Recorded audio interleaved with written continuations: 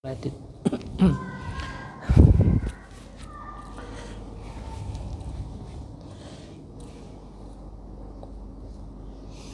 Bismillahirrahmanirrahim. Assalamualaikum warahmatullahi wabarakatuh.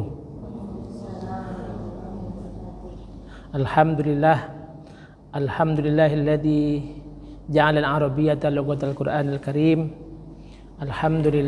Alhamdulillahilladzi ja'ala al-arabiyyata lughatan nabiyyina Muhammadin sallallahu alaihi wasallam. Nahmaduhu wa nasta'inuhu wa nastaghfiruh wa na'udzu billahi min syururi anfusina may yahdihillahu fala mudhillalah wa may yudlil fala hadiyalah. Allahumma shalli ala sayyidina Muhammad wa ala ali sayyidina Muhammad. Rabbi shrah li sadri wa yassir li amri wahlul 'uqdatam min lisani yafqahu qawli. Taib ayyuhal ikhwah al-ahibba, alhamdulillah fi hadzal masa' naltaqi bikum marratan ukhra. Alhamdulillah, bersyukur kehadirat Allah Subhanahu wa taala.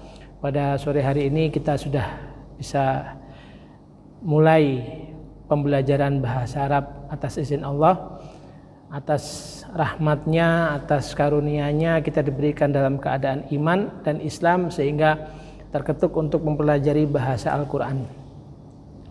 Memang bahasa Al-Quran ini tidak begitu populer di kalangan masyarakat dibandingkan bahasa yang lain, terutama bahasa Inggris.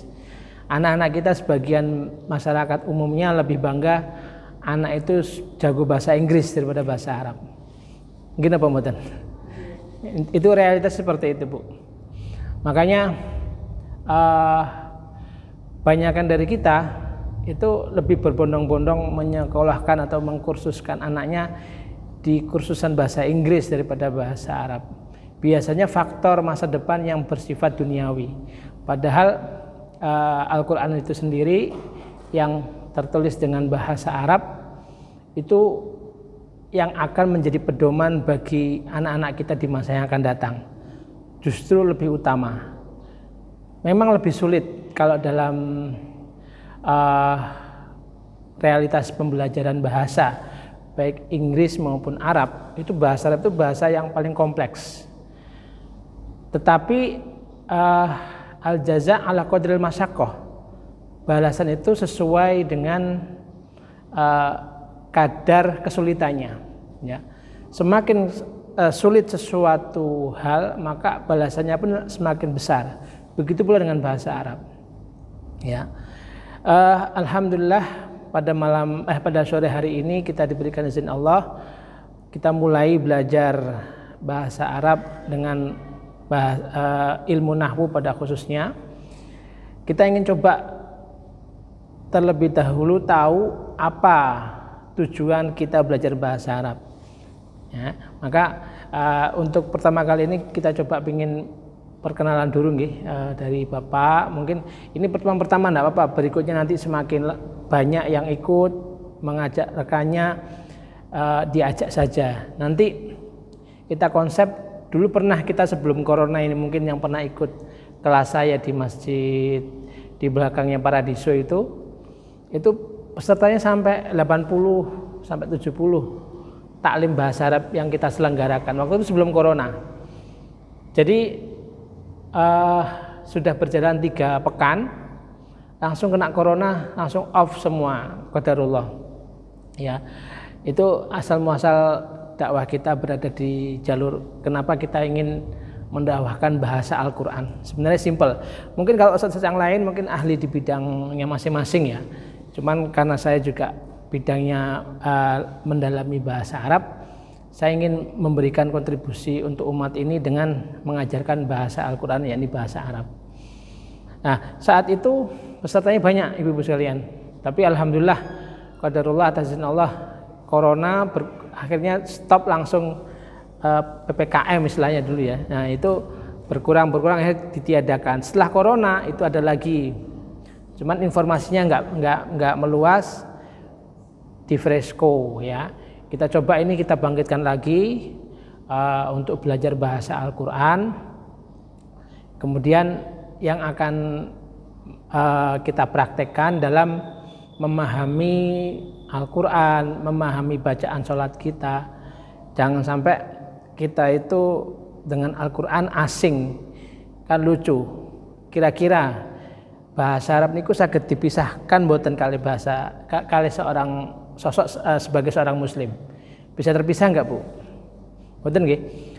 Bahkan sehari-hari kita itu bahasa kita itu terdengar senantiasa lantunan Al-Qur'an, adzan, iqomat, bacaan salat gitu. Zikir pagi, zikir petang ya. Itu semua pakai berbahasa Arab. Realitasnya kita paham napa mboten? Ya, kita paham enggak dengan apa yang kita ucapkan. Jangan sampai kita itu seperti halnya al-babgha, itu burung beo gitu. Bisa mengucapkan tapi enggak tahu artinya. Nah, ini jadi motivasi kita ya.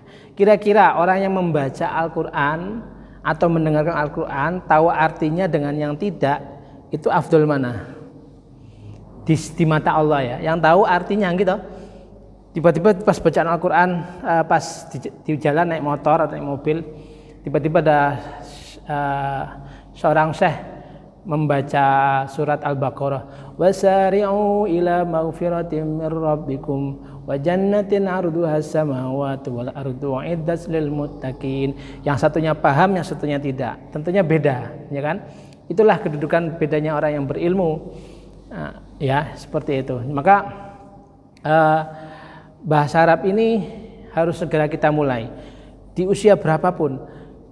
Memang seyogianya, seharusnya belajar bahasa Arab ini harus sepanjang hayat, ibu-ibu sekalian. Sebagaimana kita berpegang teguh pada Al-Quran dan As-Sunnah. Selama kita membaca Al-Quran, kita wajib belajar bahasa Arab. Itulah yang akan kita pelajari pada sore hari ini. Karena nanti ini belum ada slide, sebenarnya saya sudah siapkan. Nanti saya juga di rumah ada proyektor, nanti mulai pekan depan saya bawakan. Cuman saya minta tolong dibantu pemasangannya biar saya fokus di sini ngaten nggih. Nah, cuman perangkatnya saya bawa bisa karena alatnya sudah juga lengkap di Al-Kalam. Kebetulan ada wakaf juga dulu Asibian, itu wakaf dari donatur dari Muhsinin berupa proyektor Epson. Hayya nabda darsana, kita mulai pelajaran kita, kajian kita dengan membaca basmalah. Bismillahirrahmanirrahim. Kita berdoa, Allahumma inna nas'aluka ilman nafi'ah wa rizqan thayyibah wa amalan mutaqabbalah. Amin amin ya rabbal alamin. Kita coba mulai perkenalan dulu nggih. Dari Bapak dulu. Saya ingin monggo menyampaikan, karena ini sifatnya adalah kelas. Kelas itu harus ada interaksi, jenengan merasa nyaman, saya juga nyaman, nggak perlu takut bertanya gitu. Bukan kajian. Saya harapkan melalui kelas ini continue. Ini bukan seperti kajian pada umumnya, sekarang datang minggu depan nggak datang, suka-suka gitu. Itu nggak bisa, harus urut gitu. Makanya tujuannya direkam juga nanti kalau ada yang berhalangan banget, nanti monggo dilihat rekamannya gitu, kita upload di YouTube. Nah, seperti itu. Karena kalau enggak gitu ya hilang. Harus berurutan soalnya ilmunya nahwu. Ya, monggo Pak sebutkan nama, rumahnya mana mungkin, sama kenapa belajar bahasa Arab. Nah, tujuannya, saya ingin tahu tujuannya. Atau jangan-jangan ada yang punya tujuan saya ingin ngomong bahasa Arab. Nah, itu juga tidak apa-apa, realitasnya saja. Nanti arahnya nanti beda kalau nggak disamakan tujuannya. Monggo Pak, nanti berurutan nggih. Waalaikumsalam warahmatullahi wabarakatuh. Nama saya Aris, rumah di rumah KPN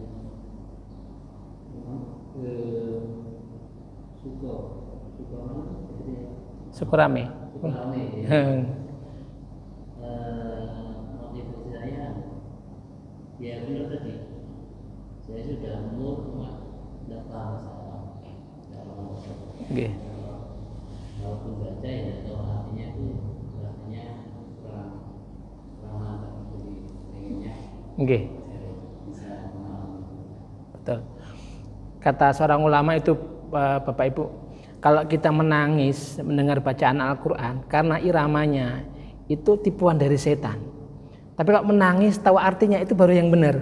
Nah, makanya jadi kalau senang mendengarkan itu jangan sampai ke iramanya saja, harus terdorong untuk tahu artinya. Gitu. Itulah fungsinya belajar bahasa Arab. Nggih, alhamdulillah. Kali Pak sinten Pak? Oh, Pak Aris. Pak Aris nggih. Punten. Monggo dilanjutkan kali Ibu silakan dilanjutkan Bu. Dari depan dulu mungkin urutan ke belakang. Assalamualaikum warahmatullahi wabarakatuh. Waalaikumsalam warahmatullahi wabarakatuh. Nama saya Irma, alamat di Jalan Semeru. Motivasi untuk belajar bahasa Arab ini ya pasti sih Pak, karena cara kehidupan seorang itu tidak bisa main bahasa Arab, kita sehari-hari berinteraksi sholat, ngaji dan lain bahasa Arab, selain itu supaya bisa menularkan ilmu ke anak. Nggih, alhamdulillah. Memahami bacaan sholat, ya Al-Quran dan bisa mengajar kepada anak. Nggih, bagus sekali alhamdulillah. Monggo dilanjutkan. Waalaikumsalam warahmatullahi wabarakatuh. Nggih. Motivasi saya belajar bahasa Arab dari teman-teman semuanya ada di sini biar bisa memahami Al-Quran karena itu kan kalamnya Allah yang kita seharusnya itu paham atau tahu apa yang dibawa Allah itu umatnya. Kalau kita tidak tahu dan juga akan membantu umatnya, bagaimana kita bisa mengkaji Islam dengan benar? Bagaimana sih maksud Allah itu kita diciptakan untuk apa? Terus kita nggak tahu kan bahasanya yang Allah berikan, kita tahu terjemahannya itu kadang-kadang kita juga masih meraba-raba. Nggih. Tahu bagaimana terjemahannya itu, apa maksudnya itu masih belum bisa sepenuhnya paham apa yang diterjemahkan itu, jadi kita biasanya masih bertanya ke orang lain atau ke ustaznya gitu. Terus selain itu juga karena anak saya juga dikasih bahasa Arab makanya nggak bisa ditanyain. Nggih. Itu saja. Alhamdulillah. Baik, selanjutnya silakan. Ke belakang mungkin. Waalaikumsalam warahmatullahi wabarakatuh.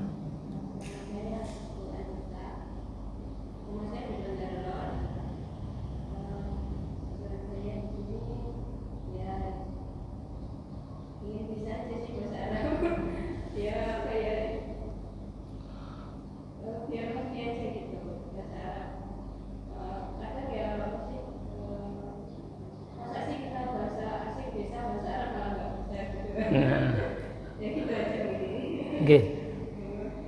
Monggo silakan lanjut. Waalaikumsalam warahmatullahi wabarakatuh.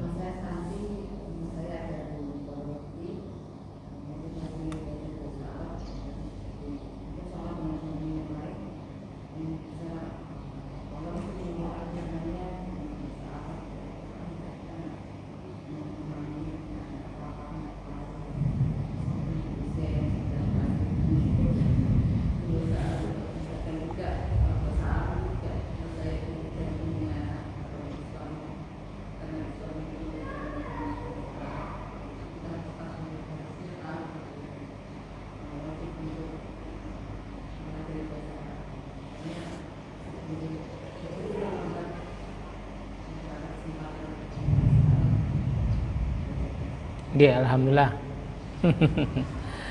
Monggo silakan Bu terakhir. Waalaikumsalam warahmatullahi wabarakatuh.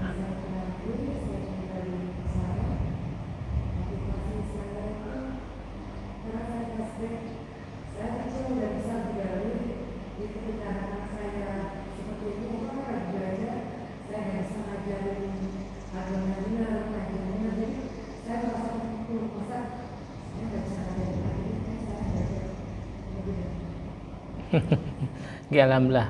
Karena memang peran seorang ibu itu ya harus bisa mengajarkan, mendidik anaknya dengan baik. Salah satunya dengan pondasi agama dan diantaranya adalah bahasa Arab, bahasa Al-Quran. Baik, alhamdulillah pada sore hari ini kita akan mulai belajar kita. Jadi pembelajaran kita ini sepekan sekali, paling tidak kita akan mendalami kitab yang kita susun ya di dalam program kami ya, yakni kitab Ar-Rasan Al-Bayani. Ini kitab mewakili kitab Al-Jurumiyah. Al-Jurumiyah ini kitab yang sangat terkenal dari ilmu nahwu yang diakui oleh di dunia Arab, di Timur Tengah sangat terkenal Bapak Ibu sekalian. bahkan disarankan oleh semua kelompok kalangan dari berbagai madhab aliran dalam Islam, ya. Ulama-ulama salafiyah, ulama-ulama salafi maupun yang Timur Tengah, yang di negara-negara yang lain itu membuat syarahnya, penjelasannya. Ya, bukunya kecil tapi sangat dalam. Nah, ini memang kita buat sesederhana mungkin dengan konsep peta pikiran, ya. Buku ini juga saya angkat ke tesis yang saat ini sedang dalam proses, ya, yang terus akan kita sempurnakan. Jadi secara sederhana ini sangat mudah untuk pemula, ya. Lah nanti setelah ini, kenapa kita mempelajari ilmu nahwu, ya kan? Ilmu nahwu itu bagian perangkat yang nggak bisa terpisahkan dari bahasa Arab. Jadi membahas tentang perubahan harokat akhir kata. Jadi kalau kita baca alhamdi itu bisa berubah makna dalam bahasa Arab. Kayak kita dalam bahasa kita itu ejaan kapan jeda, gitu. Budi makan roti, Budi makan roti. Nah, itu perbedaan-perbedaan seperti itu yang mengakibatkan berubah makna. Ya, dalam bahasa Arab itu indikasinya adalah salah dalam harokat. Makanya kalau kita membaca Al-Quran salah harokat itu bisa berakibat fatal sebenarnya. Cuman kalau tidak tahu dimaafkan. Kalau bagi orang yang tahu itu sangat fatal. Ya, alhamdulillahi sama alhamdulillahu sudah berbeda artinya. Nah, itulah kenapa kita harus belajar ilmu nahwu. Ya. Lah, kenapa kita belajar ilmu nahwu? Kita akan belajar struktur mana kata benda, mana kata kerja. Ya kan? Contoh, kita tahu Allahu Akbar itu Allah Maha Besar, tapi kita nggak tahu, jangan-jangan Allah yang mana, yang Maha Besar yang mana. Atau alhamdulillahirabbil alamin, segala puji milik Allah Tuhan semesta alam. Yang semesta alam yang mana ya? Nah, yang segala puji yang mana ya? Nah, itu kan harusnya tahu. Oke. Itulah kenapa kita harus belajar bahasa Arab. Ibu-ibu sekalian, pada pertemuan kali ini merupakan pembukaan kita belajar bahasa Arab. Saya sedikit akan menjelaskan pentingnya bahasa Arab. Ahamiyatul lughah al-arabiyyah. Kata Umar bin Khattab, ta'alamu al-lughah al-arabiyyah fa innaha min dinikum. Ya. Kata Umar bin Khattab mengatakan, bahasa Arab, pelajarilah bahasa Arab karena ia bagian dari agamamu. Ya, bagian dari agamamu. Bagaimana tidak bagian dari agama kalau semua bacaan sholat saja berasal dari bahasa Arab, ya kan? Maka nggak bisa terpisahkan kita dari bahasa Arab ini. Ya, syahadat kita saja bahasa Arab. Ya. Kata Rasulullah dalam hadisnya yang diriwayatkan Imam Tabrani, ya, saya akan bacakan. Ahibbu al-Arab, ahibbu al-Arab, ya, cintai bahasa Arab. Kenapa? Lisalasin, karena 3 hal. Yang pertama, karena Al-Quran berbahasa Arab, gitu. Jadi cintai bahasa Arab karena 3 hal. Pertama, karena ia adalah bahasa Al-Quran. Ya.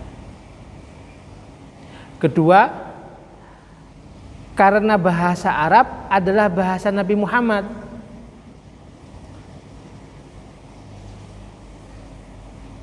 Jadi sebaik-baiknya masa adalah masa para sahabat dan Nabi Muhammad, di mana mereka menggunakan bahasa Arab secara fushah, secara fasih.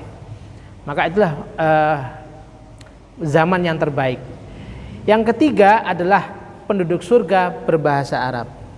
Dalam sebuah riwayat bahwa nanti kelak di dalam surga itu kita akan memiliki usia sebagaimana usianya Nabi Isa diangkat, yakni usianya 33 tahun, muda.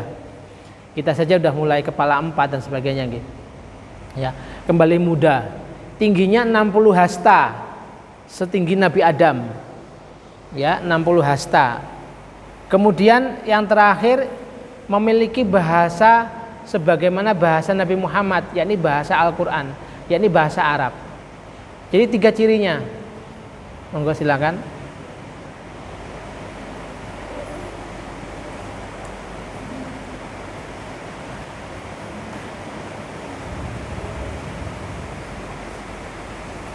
Yang pertama, kita nanti di dalam surga itu kembali sebagaimana usianya Nabi Isa, tingginya setinggi Nabi Adam 60 hasta, bahasanya sebagaimana bahasa yang digunakan Nabi Muhammad, yakni bahasa Arab.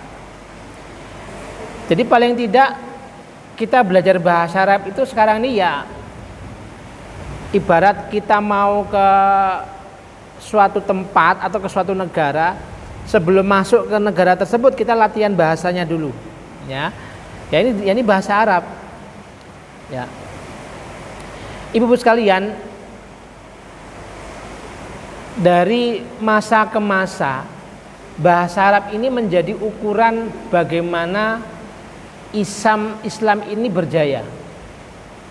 Dari mulai masanya Rasulullah, para sahabat, ya, kemudian para tabiin, sampai masa kejayaan, masa keemasan pada masa Abbasiyah, itu bahasa Arab sebagai bahasa wajib atau bahasa nasional.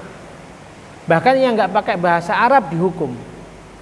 Artinya bahasa Arab ini menjadi ukuran kebangkitan Islam hingga akhir zaman. Pernah terpikir nggak Bapak Ibu sekalian, nanti di akhir zaman kita percaya bahwa Imam Mahdi ini akan turun, ya, akan menguasai dunia, mungkin apa mboten? Kemudian memiliki pasukan yang hebat.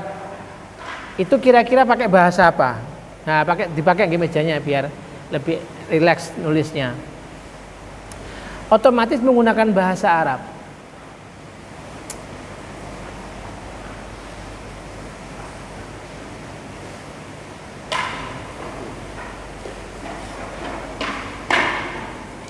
Nah, kalau pakai meja gitu kan enak, nggih. Tapi paling tidak kalau kita belajar bahasa Arab ini menjadi sebuah ukuran, Ibu sekalian. Ukurannya apa?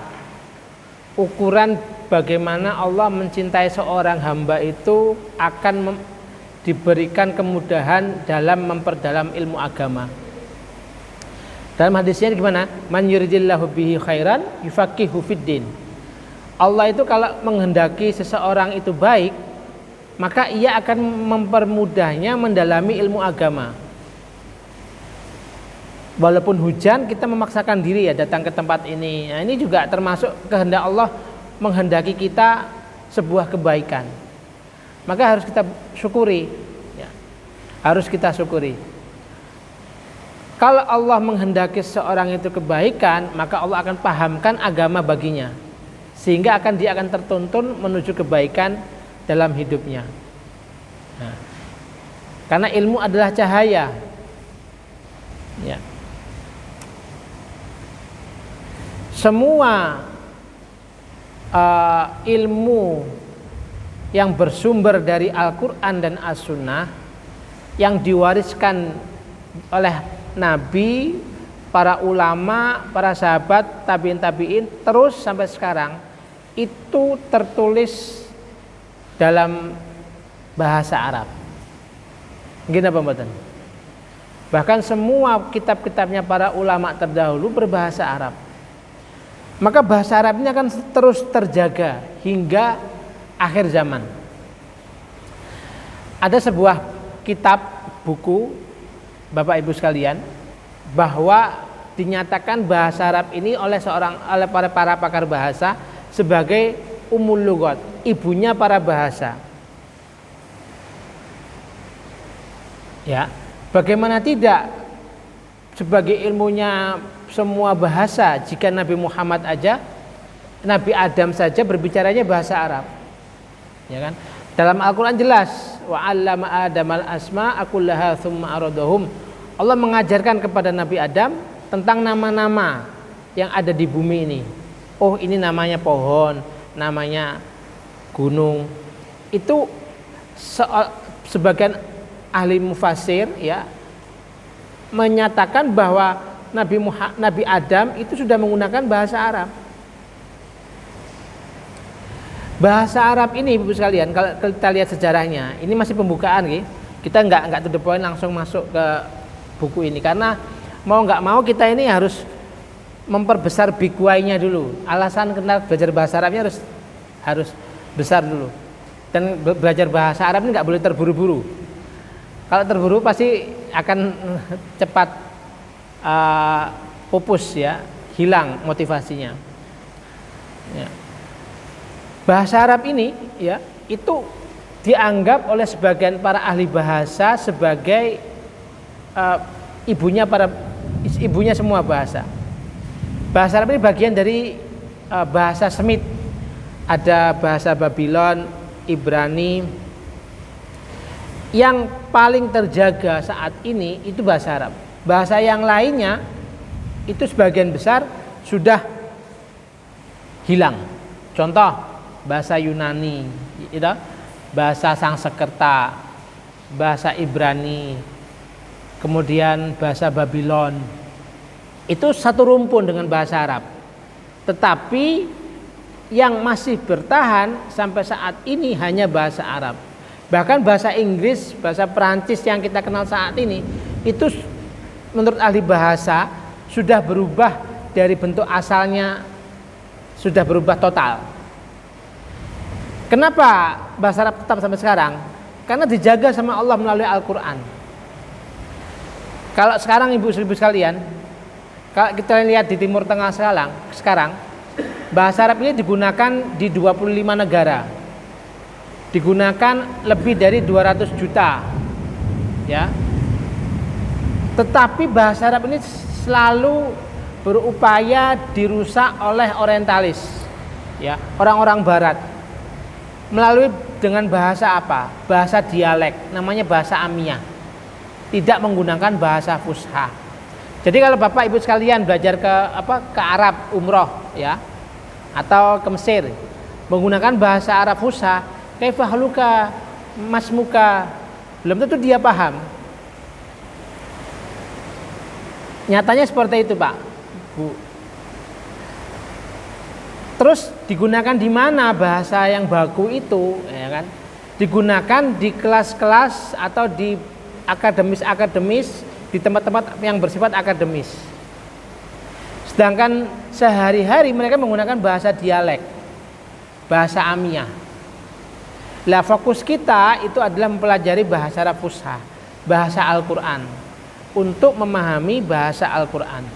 Ya, tidak kita tujuan orang Indonesia belajar bahasa Arab itu apa kira-kira? Tadi saya lihat dari Bapak Ibu sekalian nggak ada yang punya tujuan karena saya ingin tinggal di Saudi, nggak ada ya. Atau saya ingin umroh, ingin belajar bahasa Arab, itu saya kira nggak ada. Artinya tujuan kita itu adalah mendalami Al-Quran, mendalami hadis, mendalami as-sunnah, gitu, memahami bacaan sholat kita. Itu jauh lebih penting bagi kita, ya, untuk kita. Banyak sekali keistimewaan bahasa Arab, ibu-ibu sekalian. Ini sayangnya nggak ada slide-nya ya, jadi saya juga harus menyampaikan ini. Bagaimana keunggulan bahasa Arab? Ibu-ibu tahu kata ganti dalam bahasa Arab ada berapa? Ada yang tahu? Ada yang tahu ya? Ada 14. Huwa, huma, hum, hiya, huma, hunna. Nanti harus hafal ini.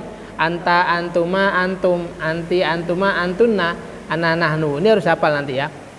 Lah, kalau dalam bahasa Arab ada 14. Kalau dalam bahasa Inggris, dalam bahasa Indonesia ada berapa? 6. Saya, kamu, dia, kalian, ya, mereka, kami, hanya 6. Bayangkan 2 kali lipatnya. Secara kosakata bahasa Arab, percaya nggak ibu sekalian, bapak ibu sekalian, punya 12 juta kosakata. Bahkan lebih, 12 juta 300 sekian. Kalau bahasa Inggris hanya 600.000, Pak. Berapa kali lipatnya itu? Bahasa Perancis, coba cek di Google. Semua penelitian mengatakan bahasa Arab berlipat-lipat kali dari bahasa yang lain. Makanya kompleks belajar bahasa Arab. Ya. Jadi satu akar kata bisa terpecah menjadi berbagai banyak kata. Itulah bahasa Arab. Contoh, akala makan, Bu ya. Akala makan. Sedang makan beda lagi, yakulu. Ya. Orang yang sedang makan beda lagi, akilun, dan seterusnya. Itu sampai 11. Dan itu berubah sesuai dengan kata ganti. Kalau bahasa Indonesia kan saya makan, kamu makan, kita makan. Dalam bahasa Arab beda. Ana akulu, anta takulu, nahnu nakulu. Nah, beda-beda semua. Nah, kompleksnya di situ. Makanya belajar bahasa Arab ini harus penuh kesabaran. Ya, hanya orang-orang yang sabar. Nanti godaannya akan banyak, bosan dan sebagainya ya. Seperti itu. Tapi nanti insya Allah kita akan coba bikin kayak semacam ada tesnya, ada penilaian biar nanti kedepannya semangat untuk terus berlanjut. Kita uji coba tahap pertama ini 3 bulan lah. Karena kalau saya ingat keterangannya Ustadz Umar Mita itu lucu. Orang-orang yang belajar bahasa Arab itu semangat-semangat. Pertama kali yang datang 70, terus berkurang 50, sampai hari terakhir tinggal 2, Pak. Yang satu ngantuk, yang satu ke kamar mandi. Nah, ini yang saya takutkan ya. Yang saya takutkan seperti itu. Kalau motivasinya kurang, Oke, kita coba. Tak terasa sudah 16.43. Hukum mempelajari bahasa Arab kita cek dulu ya. Hukum mempelajari bahasa Arab. Secara prinsip, secara hukum asalnya itu fardu kifayah. Artinya jika sudah ada yang mempelajari bahasa Arab sudah terlepas di suatu golongan ya, atau di suatu mustama ya. Tetapi fardu kifayah ini kalau sudut pandangnya para ulama itu berbeda. Kalau kita kan fardu kifayah ya sudah, berarti saya tidak usah harus belajar bahasa Arab. Tapi kalau sudut pandangnya para ulama gini, Bu, Pak, kalau itu fardu kifayah, malah justru keutamaan mempelajarinya itu punya kelebihan yang luar biasa. Gini apa mboten? Contoh, orang yang belajar bahasa Arab ini sedikit, yang lainnya merasa tidak perlu karena merasa tidak wajib. Nanti suatu saat jadi patokan atau jadi rujukan orang yang bertanya, orang yang pandai bahasa Arab, berarti kan dia punya keutamaan tersendiri. Gini apa mboten? Contoh sholat jenazah. Hukum memahami sholat jenazah hukumnya fardu kifayah. Tidak semuanya satu perumahan ini harus tahu memandikan sholat jenazah, nggak harus. Ketika seseorang ini tahu, dia punya kelebihan dibanding dengan yang lainnya nggak? Nggih, punya ya. Maksud logikanya ya. Jadi justru fardu kifayah ini menunjukkan keutamaan yang luar biasa untuk mempelajarinya. Itulah bahasa Arab. Jadi ada beberapa kesalahan yang harus saya sampaikan di sini dari pembelajar bahasa Arab. Pertama, tergesa-gesa, gitu. Terburu-buru. Wah, pengen cepat bisa, kan? Ada yang pernah ikut kursus online bahasa Arab? Ada dari Bisa, ada yang dari kelas-kelas yang belum ada yang pernah? Belum, nggih. Tapi semuanya alhamdulillah sini baca Al-Qur'an bisa, nggih. Alhamdulillah. Ya. Jadi nggak boleh tergesa-gesa. Ibu-ibu sekalian tahu ilmu kitab sorof, kitab kecil yang kuning itu? Saya mempelajari buku itu, kitab itu dari kelas 5-6 SD dan sudah hafal. Ya atas izin Allah karena diberi kesempatan di pondok pesantren dari kecil, saya di pesantren dari kelas 3 SD Bu. Dari kelas 3 SD sampai SMA. Ya. Jadi ya lumayan lika-likunya anak pondok tahu lah. Ya. Jadi nggak boleh tergesa-gesa. Kalau sudah belajar bahasa Arab sepanjang hayat niatkan belajar bahasa Arab. Ya. Kemudian merasa puas. Wah, ilmu bahasa Arab ini luas sekali. Ya. Ibaratnya lautan itu semakin kita belajar semakin terus ke dalam nggak ada habisnya. Yang ketiga tidak mau praktek, ya, tidak mau praktek, nggak mau praktek membaca, nggak mau praktek membedah kata, sehingga lupa, ya. Yang keempat tidak mau menghafal, ya, mau nggak mau ibu-ibu sekalian belajar bahasa Arab ini harus menghafal, entah itu teorinya, bahasanya dan sebagainya. Nanti kita buka pertanyaan sedikit ya. Hari ini masih pembukaan. Jadi secara prinsip saya ulangi lagi Bu ya. Bahasa Arab terbagi menjadi dua. Berapa? Dua. Yang pertama bahasa Arab fushah. Bahasa Arab apa? Fushah itu ya saya tulis coba. Kita mulai ya.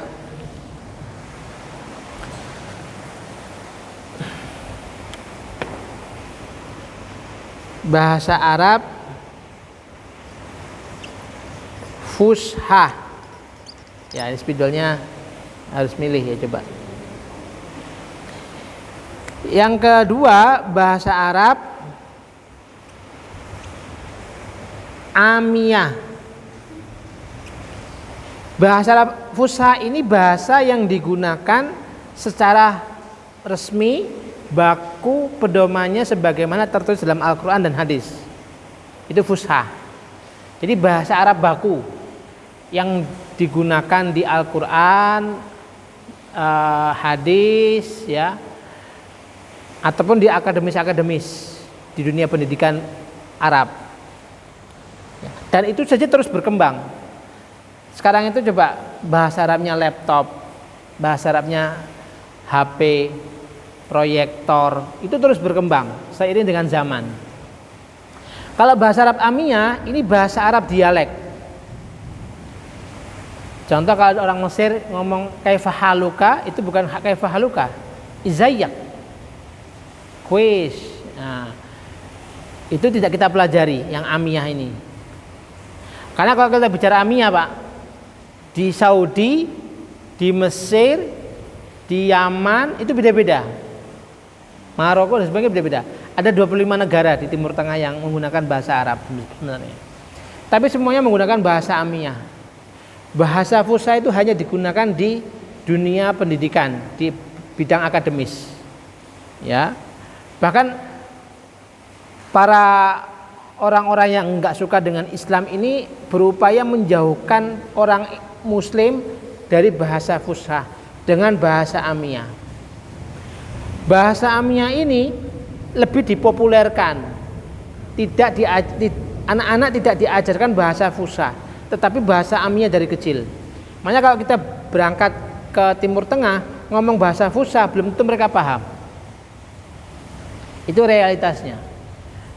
Padahal ukuran bahasa fushah ini menjadi ukuran kebangkitan umat Islam nanti di masa yang akan datang. Ya. Bahkan ketika Imam Mahdi dikehendaki turun oleh Allah, saya yakin ngomongnya bahasa Arab.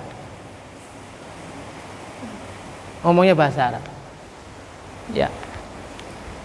Sekarang perkembangan di dunia di negeri Syam, Bu, Pak, nanti di akhir zaman yang bergejolak dinamika tanda-tanda akhir zaman itu enggak di Indonesia, di Timur Tengah, di Palestina, di Syam, di Suriah, itu yang bergejolak. Ya, realitas seperti itu. Dan itu otomatis menggunakan bahasa Arab. Ya. Ada 4 kecakapan, ini pembukaan dalam bahasa Arab. Pertama, saya tulis lagi ya. 4 kecakapan bahasa Arab. Pertama, istima. Ya, kemampuan mendengarkan. Ya, ini mendengarkan. Nanti kita siapkan apa spidolnya yang bagus ya, yang baik. Nah, apa ini pembukaan. Iya, ini perkenalan. Nah, ini lumayan nih. Mendengarkan. Kedua, maharatul kalam. Ya. 4, kecakapan bahasa Arab. Ya, kalam ini berbicara. Yang ketiga itu maharatul qiraah. Ya, qiraah ini kemampuan membaca. Yang keempat, kitabah, menulis. Ya.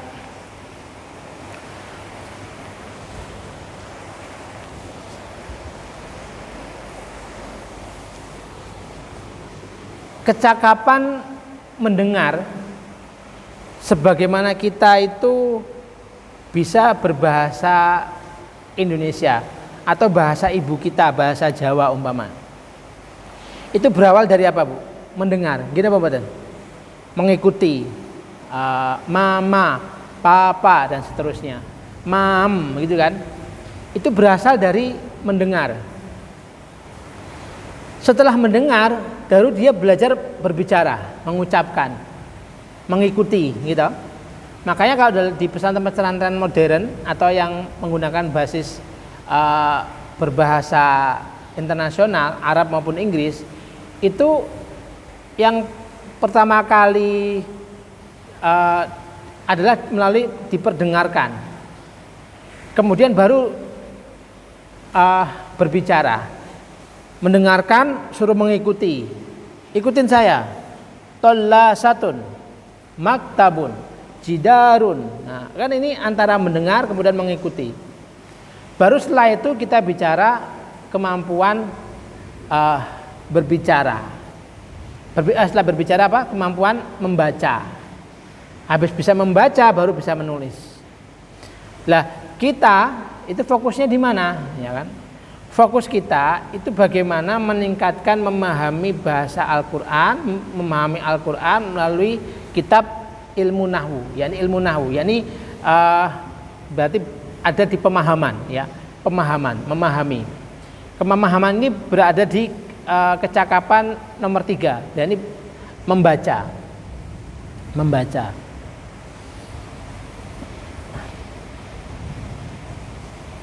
Baik, Bu sekalian, saya buka pertanyaan. Hari ini pembukaan tentang pentingnya bahasa Arab, ya. Nanti kalau kita sudah mulai, nggak akan masuk ke sini lagi, langsung los, ya. Praktek terus, ya, praktek terus. Ya. Oke, saya sedikit kasih gambaran. Perangkat mempelajari bahasa Arab itu ada 2. Pertama ilmu nahwu, yang kedua ilmu shorof. Yang pertama, Bu, nahwu. Yang kedua shorof, ya. Ilmu nahwu itu yang membahas tentang harokat akhir kata. Nah, silakan ditulis, tidak apa-apa. Nah, ilmu nahwu, ilmu yang membahas harokat akhir kata. Ya, itu secara inti aja dulu, ya. Sudah? Sekarang ilmu shorof apa bedanya? Ilmu shorof, ilmu yang membahas perubahan bentuk kata. Ya, shorof, ilmu yang membahas perubahan bentuk kata. Ya, saya kasih contoh lagi terakhir. Nah, ini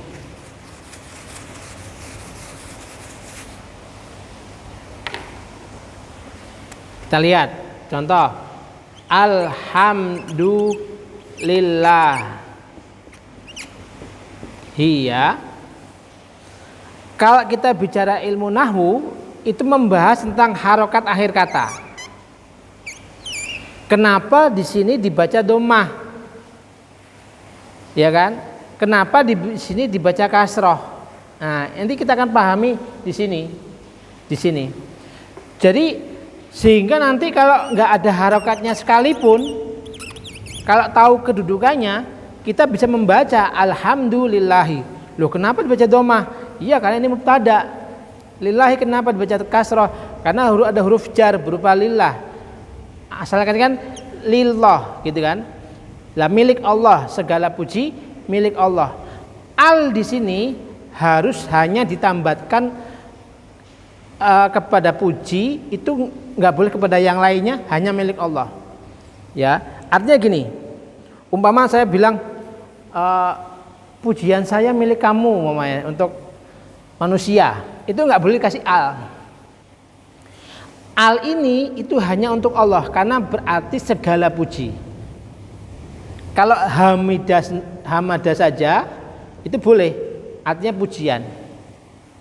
Nah, ini kalau kita bicara lebih dalam. Artinya kalau ilmu nahwu itu membahas tentang harokat akhir kata. Sampai sini paham ya, nahwu. Lah, kalau sorof di mana Ustaz? Alhamdu, asal katanya hamida yahmadu. Nah, ini baru bicara sorof. Akar katanya bicara perubahan bentuk kata. Hamida menjadi hamdu itu di dalam bahasan ilmu sorof. Sudah pahami mboten? Nah, contohnya gini wis. Kitabun, buku. Tapi kalau kataba menulis. Gini apa mboten? Nah, kataba menulis. Kalau buku kitabun. Ini kalau dalam ilmu sorof akar katanya sama. Kataba. Gitu? Kataba. Ini juga kataba. Perubahan kataba jadi kitabun, inilah dibahas dalam ilmu sorof. Enggak membahas harokat kalau sorof. Enggak membahas harokat akhir kata. Gitu? Sudah pahami ya? Oke, saya buka pertanyaan umum, monggo kalau mau bertanya tentang bahasa Arab atau apa saja sebelum kita akhiri sesi terakhir.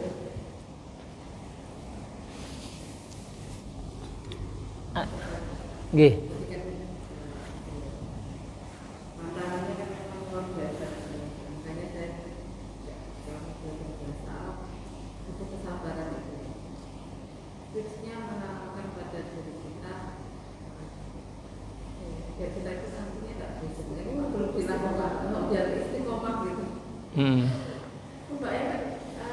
Susah ya, susah kalau yang ada di benak itu susah bahasa asing gitu kan.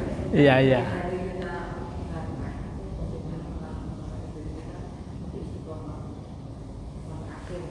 Ya. Oke, pertanyaan bagus nggih. Itu mewakili di pertemuan pertama berarti. Oke. Jadi gini, kenapa kita belajar bahasa Arab? Yang perlu diperbesar itu rasa ingin tahunya, gitu. Yakni saya ingin memahami Al-Quran dengan baik. Nanti saya upayakan contoh-contohnya itu dari bacaan sholat, dari Al-Quran sehingga dekat dengan kita. Ya. Contoh Allahu Akbar ini secara struktur apa artinya? Kenapa dibaca dhammah, ya kan? Kenapa dibaca akbaru? Saya tanya Allahu Akbaru apa huwa akbari? Ayo Allahu Akbaro, ayo. Kan nggak tahu kan? Nah, ya akbaru, Allahu Akbar. Lah, itu kalau kita tahu artinya, tahu kedudukannya akan berbeda maknanya, akan berbeda dalam meresapi sebuah kalimat bahasa Arab, termasuk bacaan sholat kita. Kita bisa nggak khusyuk kira-kira baca Alhamdulillahi Rabbil Alamin, tapi nggak tahu yang mana Tuhan semesta alam, tapi yang nggak tahu yang mana segala puji, ya. Kan beda sama orang yang tahu bahasa Arab. Seperti halnya kita ngomong Arab, alhamdulillahirabbil alamin, arrahmanir rahim, maliki yaumiddin. Itu akan beda. Nah, nanti contoh-contohnya itulah yang akan kita buat praktek dalam mempelajari buku ini. Ya, coba aja istiqomah. Makanya program ini kita coba 3 bulan.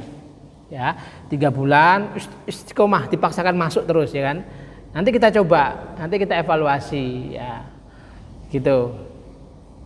Kita akan evaluasi. Jadi yang diperbesar itu memang niatannya apa, ya kan, tujuannya apa, harus benar mengangkat kebodohan diri tentang bahasa Arab. Tadi untuk mengajarkan ke anak-anak itu juga bisa dan sebagainya.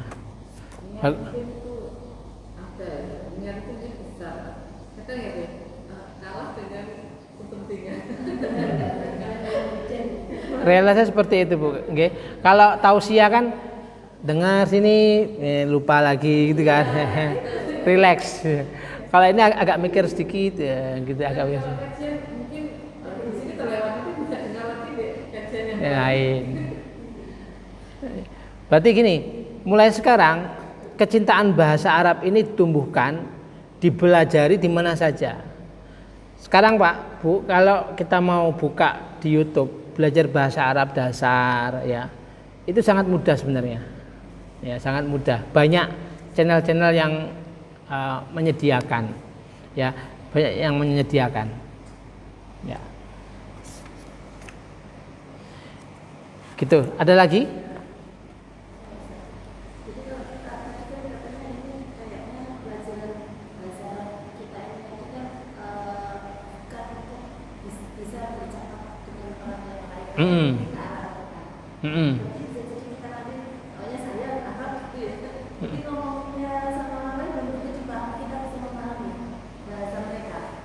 Ada, ya, bagus, Bu. Okay. Ada lagi pertanyaannya yang lain?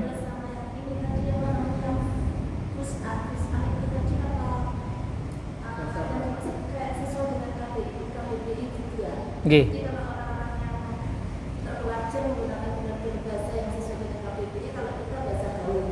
Betul sekali. Okay. Okay. Persis, ya, bahasa baku. Kalau bahasa fushah itu bahasa baku, bahasa resmi digunakan.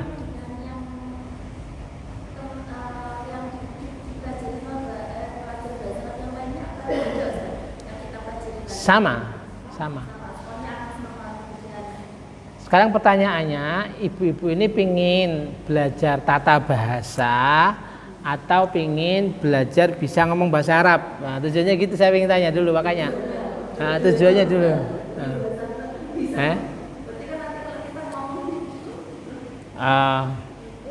Pengen dua-duanya. Gini aja, kalau biar kita lebih fleksibel, ya, lebih fleksibel. Bagaimana kalau kita mixkan? Jadi 1 jam itu 1,5 jam kita kasih percakapan, kemudian ditambah tata bahasa, atau bagaimana? Saya ngikut. Atau tata bahasa itu kita akan tahu akhirnya di dalam Al-Quran itu mana kata kerja, mana kata benda, mana pelaku, mana objek, ya. Itu akan tahu kenapa dibaca alhamdulillahi rabbil alamina. Robbi kenapa dibaca kasroh? Karena dia sifatnya daripada lillahi. Sifat itu harus mengikuti yang disifati. Maka kalau nggak ada harokatnya pun kita tahu alhamdulillahi rabbil alamin. Nah, Robbi itu dari sifatnya Allah. Karena Allah dibaca kasroh, karena kemasukan huruf jar, maka wajib berharokat kasroh. Nah, itu tetap bahasa, ya. Tapi kalau pengen bisa memperluas kosakatanya banyak, arahnya itu ke percakapan, ini akan beda strateginya. Nah, lah ibu-ibu ini, bapak-bapak ini pinginnya gimana? Saya pintanya gitu. Tetap bahasa dulu. Nah, kalau mau ya tetap bahasa dulu. Nanti mama 3 bulan ya, buku ini kata mama ya. Ya baru kita level berikutnya gitu ya. Jadi tadi nggak boleh tergesa-gesa gitu. Istiqomah saja. Kalau ibu-ibu, bapak-bapak ingin mulai mencintai benar-benar bahasa Arab, nggak harus di sini pun bisa buka channel bahasa Arab.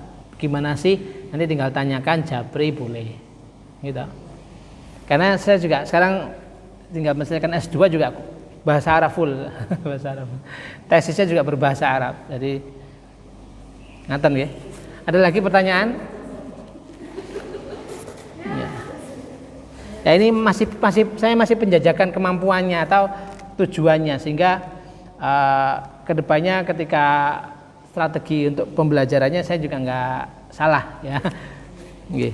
Berarti sepakat nggih kita selesaikan ilmu nahwu dulu, kita coba gitu. Nggih. Ya. Bayangan ibu-ibu sekalian, pertemuan kita hanya seminggu sekali gitu. Itu 1 jam. Jadi kalau untuk tujuan yang banyak itu ya diniatkan lillahi ta'ala, saya datang ke sini belajar ilmu agama, gitu saja udah pahalanya besar. Pahalanya besar. Malaikat itu akan senantiasa memberikan rahmat, mendoakan rahmat, bahkan semua makhluk hidup hatta al-hut ya, hewan di laut itu mendoakan orang yang sedang menuntut ilmu. Jadi kalau ibu-ibu sekalian pingin husnul khotimah ya, semoga kita husnul khotimah, itu senantiasa nobatkan diri sebagai penuntut ilmu ya, termasuk pertemuan ini ya kan, pertemuan ini. Karena saya sendiri juga pingin mewakafkan sebagian waktu saya untuk ngajar, untuk belajar. Nah seperti itu nggih. Nggak ada pertanyaan lagi? Sampun nggih. Insyaallah kita di pertemuan berikutnya kita akan langsung masuk di buku Rosam Al-Bayan ini, sekaligus nanti yang pesan bukunya bisa saya bawakan sekalian ya. Kita tutup dengan bacaan hamdalah, alhamdulillahirabbil alamin. Kita tutup dengan doa kafaratul majlis, subhanakallahumma wa bihamdika asyhadu an la ilaha illa anta astaghfiruka wa atubu ilaik. Kita berdoa, Allahumma istaudanaka ma ta'lamna farji'u ilaina indal ihtiyaji ilaih. Allahumma ja'al auladana wa talamidana min ahli ilmi wa ahli khair wa taj'alna min ahli syarri wa ahli dhair. Wabillahi taufiq wal hidayah. Wassalamualaikum warahmatullahi wabarakatuh.